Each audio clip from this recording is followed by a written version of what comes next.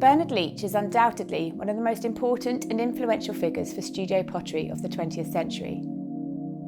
And yet his early work of the 1920s and 30s is characterised by experimentation with frequently inconsistent results as Leach battled with an unreliable and inefficient kiln.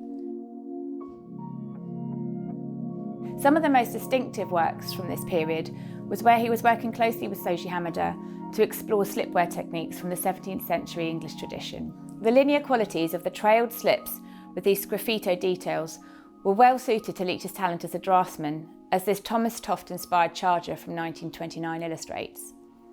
Whilst Leach's claims to have rediscovered the lost art of slip-decorated earthenware isn't strictly true, this 1930s dish does perfectly illustrate the design that Hamada has recounted as having rediscovered with Leach during afternoon tea. Whilst they were cutting the bread that had been spread with jam and cream, and as the knife pulled through the layers, Hamada instantly recognised the technique that they'd been studying on early 17th century pottery, and instantly abandoned afternoon tea to go back to the studio and try to recreate it.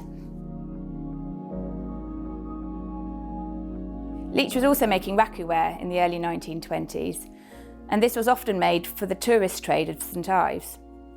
People would be invited to the pottery to make their own ceramics, in much the same way that Leach had been invited to a Raku party in Japan when he was first introduced to ceramics in 1911.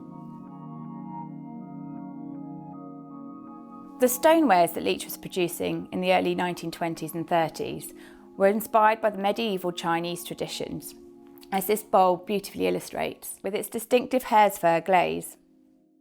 Leach's earliest mark was the distinctive scrolling BL seal. From about the mid-1930s, he changed from the scrolling BL seal to a much sharper capital BL mark. Leach's production of tiles came about due to the severe financial difficulties that he experienced towards the end of the 1920s, and he had to go looking for alternative sources of income. The tiles were easy to make, and he often actually resorted to using industrially made blank pieces that he could then decorate using underglazed brush designs and slipware techniques that he'd been developing over the course of the 1920s. Having been a trained graphic artist, these were a perfect canvas for him to then really start exploring and experimenting with the more pictorial side of his output. And this lovely little onion seller is just a really lovely example of one of his really iconic designs.